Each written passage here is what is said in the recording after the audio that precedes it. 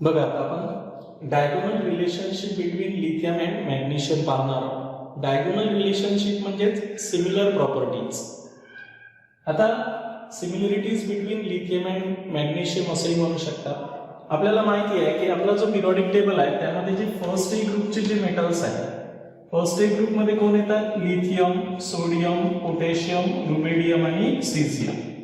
आणि सेकंड ए ग्रुप मध्ये जे येतात ते असतात बेरिलियम, मॅग्नेशियम, कॅल्शियम, स्ट्रॉन्टियम आणि रेडियम.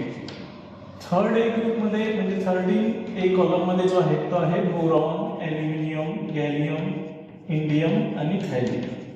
तर हे जे एलिमेंट्स आहेत तर यांच्यामध्ये हा आपण समजू शकतो की lithium rest of the family सारखा प्रॉपर्टी दाखवतो, beryllium rest of the family member सारखा प्रॉपर्टी दाखवायला पाहिजे, boron rest of the family member सारखी प्रॉपर्टी दाखवायला पाहिजे. पण होते काय, हा जो लिथियम आहे हा जो सेकंड ए ग्रुपचा जो मॅग्नेशियम आहे यांच्या सारखी प्रॉपर्टी दाखवतो. हा जो बेरिलियम आहे हा या थर्ड ए ग्रुपच्या ॲल्युमिनियम सारखी प्रॉपर्टी दाखवत असतो आणि हे एकमेकांना डायगोनली अरेंज आहे. आणि म्हणून तर हे जे एलिमेंट येतात डायगोनली अरेंजमेंट मध्ये ते सारख्या प्रॉपर्टी दाखवत असतात. तर तीच सारखी कोणती प्रॉपर्टी दाखवते ते आज आपण पाहणार आहोत. इथे त्यालाच आपण डायगोनल रिलेशनशिप म्हणतो किंवा similarities between the lithium and magnesium. आता हे सारख्या प्रॉपर्टी का दाखवतात हा महत्वाचा प्रश्न आहे, बरोबर आहे की नाही? Lithium and magnesium are resemble in their properties, means similarities in their properties because of किंवा ड्यू टू. हे कशामुळे सारखी प्रॉपर्टी दाखवत असते माहिती आहे का? Due to similar atomic size. यांची जी ॲटॉमिक साईज असते ते जवळपास काय असते? सिमिलर असते. They have similar atomic and ionic size. यांची ॲटॉमिक आणि आयोनिक साईज जवळपास सेम असते. जसं तुम्ही लिथियमची ॲटॉमिक साईज जर पाहिली तर 152 पिकोमीटर येते आणि मॅग्नेशियमची जर ॲटॉमिक साईज पाहिली तर 160 पिकोमीटर येते. म्हणजे नियरली ही जी साईज आहे ही नियरली साईज काय आहे? सेम आहे की नाही? तसंच जर लिथियमच्या कॅटायनची साईज पाहिली तुम्ही आणि लिथियम मॅग्नेशियम कॅटायनची साईज पाहिली तर लिथियम कॅटायनची साईज 76 पिकोमीटर येते, 76 पिकोमीटर आणि यांची 72 पिकोमीटर येते. यावरून असं लक्षात येते की these metal atoms or metal ions have nearly same size. That's why they shows similar property. That's why they shows diagonal relationship. Also, similarly, they have similar charge to radius ratio. They have similar charge to radius ratio. यांचा जर charge to radius ratio आपण जर count केला तर हा सुद्धा similar भेटतो. कोणाचा? Lithium and magnesium. That's why they shows similar properties even they are diagonally related. जरी ते वेगवेगळ्या ग्रुपचे मेंबर असतील तरी ते सारखे प्रॉपर्टी दाखवतील. त्याच्यामुळे some similar properties of lithium and aluminium. म्हणजेच काही सिमिलर प्रॉपर्टीज आता आपण लिथियम आणि मॅग्नेशियमच्या पाहून घेणार आहोत. तर सर्वात पहिल्यांदा पहिली सिमिलर प्रॉपर्टी आपण सांगू की लिथियम आणि मॅग्नेशियम हे काय करतात? मोनो ऑक्साईड तयार करत असतात ऑन हिटिंग विथ ऑक्सिजन. बघा लक्षात ठेवायचं आहे, lithium and magnesium on for mono oxide काय तयार करतात? हे मोनो ऑक्साईड तयार करतात ऑन हिटिंग विथ. कोणासोबत हिटिंग केली तर आपण यांची हिटिंग विथ ऑक्सिजन सोबत हिटिंग करा और एअर सोबत जर आपण यांची हिटिंग केली तर हे काय तयार करतात? मोनो ऑक्साइड्स तयार करतात. सुपर ऑक्साईड किंवा पर ऑक्साईड तयार करत नाही. ठीक आहे? म्हणजेच तुम्ही जर लिथियम घेतला आणि या लिथियमची कोणासोबत केली? रिएक्शन्स ऑक्सिजन सोबत केली, एअर मधल्या ऑक्सिजन सोबत, आहे की नाही? तर नॅचरली लिथियम बर्न होऊन काय तयार करतो? लिथियम ऑक्साईड बनवतो. परऑक्साईड किंवा सुपर ऑक्साईड नाही बनवत. सिमिलरली तुम्ही जर मॅग्नेशियम घेतला आणि मॅग्नेशियमची रिएक्शन्स ऑक्सिजन सोबत केली एअर मधल्या, आहे की नाही? तर हे सुद्धा यांच्यासोबत बर्न होऊन काय तयार करते? मॅग्नेशियम ऑक्साईड्स तयार करते. काय तयार करते? मॅग्नेशियम ऑक्साईड तयार करते. अशी हे दोघेही सिमिलॅरिटीज दाखवत असतात. हे सुपर ऑक्साईड किंवा परऑक्साईड बनू शकत नाही दोघेही. ठीक आहे. तसंच जसं या फॅमिलीचं लिथियम नायट्रोजन सोबत कंबाईन होऊन नायट्राइट बनवतो, तसाच मॅग्नेशियम सुद्धा नायट्रोजन सोबत कंबाईन होऊन नायट्राइट बनवते. हे बाकीचे मेंबर नायट्राइट बनवत नाही, है की नाही? ही सुद्धा सिमिलॅरिटीज आहे. बोथ लिथियम अँड मॅग्नेशियम हे जे दोन्ही आहे फॉर्म नायट्राइट्स, फॉर्म्स नायट्राइट्स. हे दोघेही काय तयार करतात? Nitrites. With on heating with nitrogens, on heating with nitrogens. यांची जर नायट्रोजन सोबत आपण हिटिंग केली तर हे दोघेही जण नायट्राइट तयार करतात. बरोबर आहे. आयोनिक कंपाऊंड असतो नायट्राइट, जो आयोनिक नायट्राइट म्हणतो आपण याला. आयोनिक नायट्राइट तयार करत असतात. पण इथे रिएक्शन्स घेऊ आपण. लिथियम जर घेतला आणि यांची नायट्रोजन सोबत रिएक्शन्स केली तर आयोनिक लिथियम नायट्राइट तयार होत असते. हे 2 असल्यामुळे आपण इथे 2 करू, हे 6 होईल म्हणून हे 6. हा तयार झाला आयोनिक लिथियम नायट्राइट. काय तयार होईल? लिथियम नायट्राइट तयार करेल. सिमिलरली तुमचं मॅग्नेशियम सुद्धा नायट्रोजन सोबत कंबाईन होऊन मॅग्नेशियम नायट्राइट तयार करेल. Mg3N2 आयोनिक नायट्राइट तयार होईल, है ना? तर इथे आपल्याला थ्राइस मॅग्नेशियमची गरज आहे.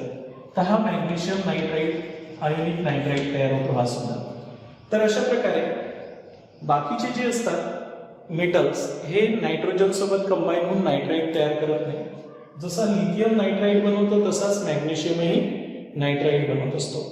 त्यानंतर यांची जे हायड्रॉक्साईड असते किंवा कार्बोनेट्स असते किंवा नायट्रेट्स असते, ज्यांना आपण हीट केलं तर ते डिकम्पोज होतात आणि इल्ड अ करस्पॉन्डिंग ऑक्साईड, यांच्यापासून ऑक्साईड्स तयार होत असते. बाकीच्यांचे हायड्रॉक्साईड, कार्बोनेट किंवा नायट्रेट जे तयार होतात त्यांना हिटिंग केलं तर ते डिकम्पोज होत नाही, तर हे डिकम्पोज होतात. म्हणून आपण सांगतो की हायड्रॉक्साईड्स, यांचे जे हायड्रॉक्साईड असतात, कार्बोनेट्स असतात. काय असतात? Carbonates and nitrates. नायट्रेट्स कोणाचे? Of both lithium and magnesium on heating. याला जर आपण काय केलं? हिटिंग केलं तर दे डिकम्पोज. ते काय होतात? डिकम्पोज होत असतात. They decompose to produce corresponding oxide.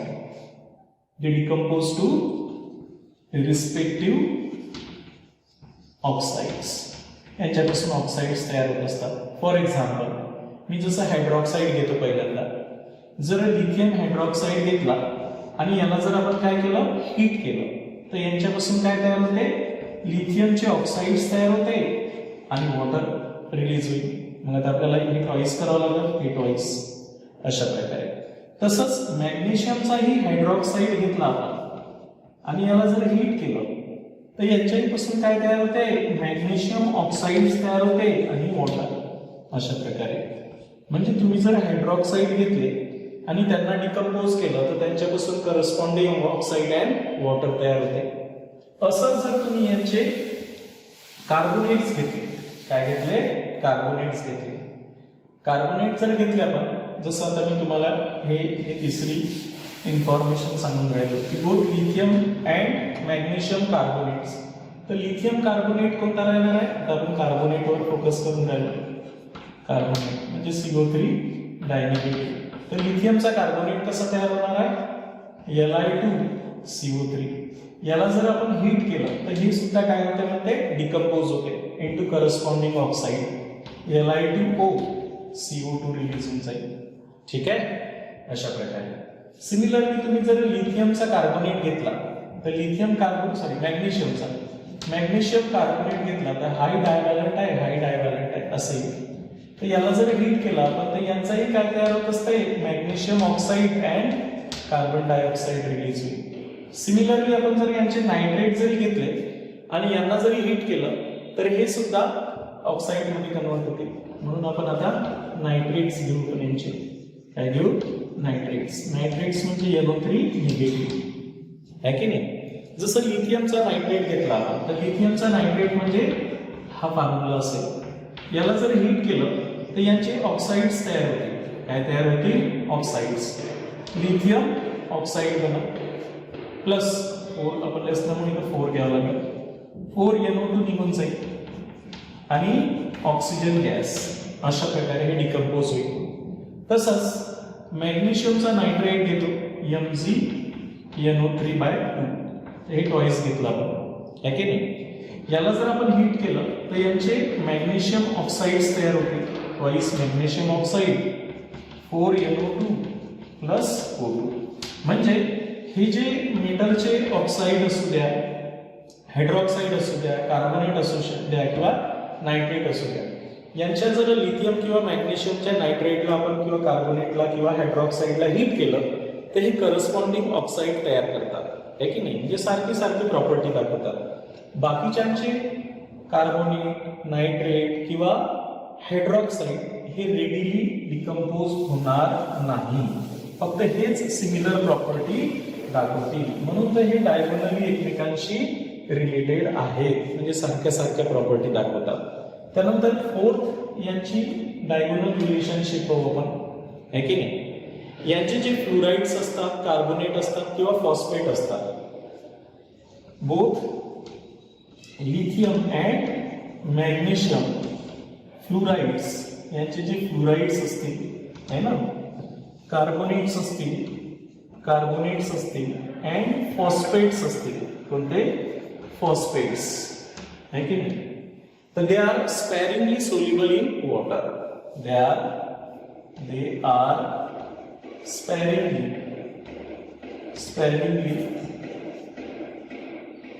sparingly soluble in water. Sparingly soluble in water. Water मध्ये हे स्पॅरिंगली सोल्युबल असतात आहे की नाही. बाकीच्यांचे फ्लोराइड्स, कार्बोनेट किंवा फॉस्फेट हे रेडिली वॉटर मध्ये सोल्युबल होते. पण यांचे जे लिथियम आणि मॅग्नेशियमचे फ्लोराइड्स, कार्बोनेट किंवा फॉस्फेट असतील हे स्पॅरिंगली सोल्युबल म्हणजे खूप कमी सोल्युबल असते. त्यानंतर नेक्स्ट यांची सिमिलर प्रॉपर्टी म्हणजे डायगोनल रिलेशनशिप आपण lithium chloride and magnesium chloride. Lithium chloride आणि मॅग्नेशियम क्लोराइड हे दोन्हीही डिलिक्विसियंट सॉलिड आहेत. काय आहे? इज डिलिक्विसंट असं म्हणतात त्याला. डिलिक्विसंट सॉलिड आहे. म्हणजेच काय? डिलिक्विसंट सॉलिड मीन्स हे जर सॉलिड आपण एअर मध्ये ठेवले तर एअरचं मॉइश्चर ऍब्झॉर्ब करतील आणि ओले होतील असं म्हणू आपण. मॉइश्चर ऍब्झॉर्ब करण्याची पॉवर आहे यांची. म्हणून they are called as deliquescent solid. यालाच काय म्हणतात? डिलिक्विसंट सॉलिड म्हणतात. ठीक आहे. तसंच जेव्हा यांचं क्रिस्टलायझेशन होत असते, this lithium, both lithium and magnesium, both lithium and magnesium chlorides on crystallizations. काय असते? crystallization. They form hydrated crystals. हे दोघेही जण काय तयार करतात? हायड्रेटेड क्रिस्टल्स तयार करतात. Lithium chloride twice H2O. तसंच मॅग्नेशियम क्लोराइड 8H2O. त्यामुळं हे नियर अबाउट काय दाखवतात? सिमिलर प्रॉपर्टीज दाखवत असतात. म्हणजेच जरी हे अलग अलग ग्रुपचे मेंबर आहेत तरी सुद्धा हे सिमिलर प्रॉपर्टी दाखवतात. हे अरेंज डायगोनली आहे. तर यांना आपण यांची कोणती रिलेशनशिप म्हणत असतो? Diagonal relationship between the lithium and magnesium. असंच डायगोनल रिलेशनशिप कोण दाखवते? Beryllium and aluminium. त्यांचंही कारण सेमच आहे. Because they have nearly same atomic and ionic size and they have nearly similar charge to radius ratio. That's why they shows diagonally similar properties. त्याच्यामुळे आता आपण नेक्स्ट बेरिलियम आणि ॲल्युमिनियमच्या काय पाहणार आहोत? डायगोनल रिलेशनशिप किंवा similar properties of beryllium and aluminium आहे की नाही.